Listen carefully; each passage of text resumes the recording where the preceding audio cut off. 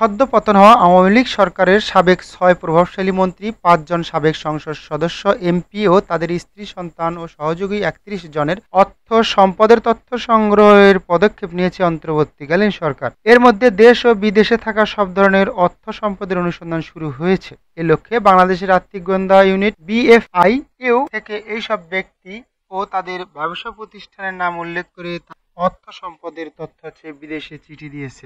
সূত্রে জানান, এখন পর্যন্ত ৬ জন সাবেক প্রভাবশালী মন্ত্রীর তথ্য চেয়ে বিদেশে চিঠি দেওয়া হয়েছে। এর মধ্যে রয়েছে সাবেক পররাষ্ট্রমন্ত্রী হাসান মাহমুদ, সাবেক স্বরাষ্ট্রমন্ত্রী আসাদুজ্জামান খান কামাল, সাবেক আইনমন্ত্রী আনিসুল হক, সাবেক তথ্য প্রতিমন্ত্রী মোহাম্মদ আলী আরাফাত, সাবেক ডাক ও টেলিযোগাযোগ ও তথ্য প্রযুক্তি প্রতিমন্ত্রী জুনায়েদ আহমেদ পলক ও সাবেক ভূমিমন্ত্রী সাইফুজ্জামান চৌধুরী জাভেদ।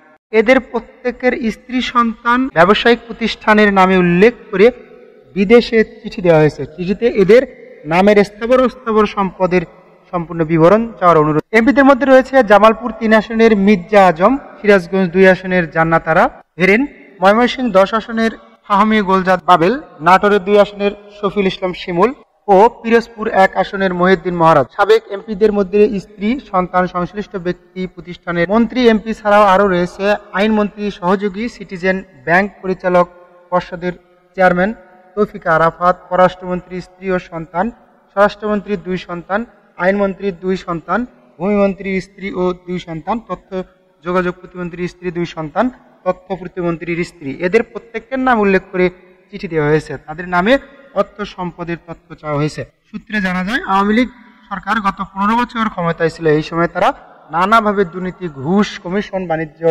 বাণিজ্যের মাধ্যমে বিপুল অঙ্কের টাকা হাতিয়ে নিয়েছে। এগুলো বড় অংশই বিদেশে পাচার করেছে। এই সব সম্পদ দিয়ে তারা বিদেশে ব্যবসা বাণিজ্য করছে। এতে দেশের বড় ধরনের আর্থিক ক্ষতি হয়েছে।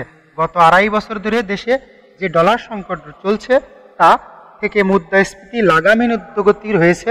তা অন্যতম কারণ দেশের টাকা পাচার। BFIU সহ অন্যান্য গোয়েন্দা সংস্থাগুলো প্রাথমিক তদন্তে আলোচনায় 31 জনের নাম দেশ বিদেশে বিপুল অঙ্কে অর্থের সম্পদের সন্ধান পেয়েছে। সাবেক আইনমন্ত্রী আনিসুল হক একটি বেসরকারি ব্যাংকের মাধ্যমে বিদেশে টাকা পাচার করেছেন। সাবেক ভূমিমন্ত্রী সাইফুজ্জামান চৌধুরী জাভেদ প্রয়াত পিতা আখতারুজ্জামান চৌধুরী বাবু নামে লন্ডনে বাড়ি সহ ব্যবসা প্রতিষ্ঠান ছিল। পরে সাইফুজ্জামান চৌধুরী আরও বাড়িয়েছেন। দুবাইয়ে তিনি একটি 5তলা হোটেল নির্মাণ করেছেন। এছাড়া যুক্তরাজ্যে তার নামে ব্যবসা প্রতিষ্ঠান রয়েছে।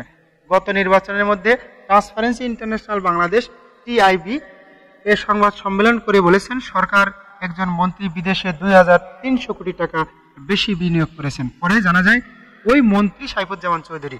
সাইফুল ইসলামের স্ত্রীর নামে নাটোরে জান্নাতি প্যালেস নামে বিশাল বিলাসবহুল বাড়ি নির্মাণ করেছেন তিনি। পাশাপাশি কানাডায় একটি বিলাসবহুল বাড়িও রয়েছে তার। এছাড়া যুক্তরাষ্ট্র, মালয়েশিয়া ও থাইল্যান্ডে নামে বেনামে সম্পদ। সূত্রে জানা যায়, এর বাইরে ক্ষমতাচ্যুত সরকার আরও সাবেক মন্ত্রী, এমপি, ব্যবসায়িক নেতা নামে বিদেশে বিপুল পরিমাণ অর্থ রয়েছে।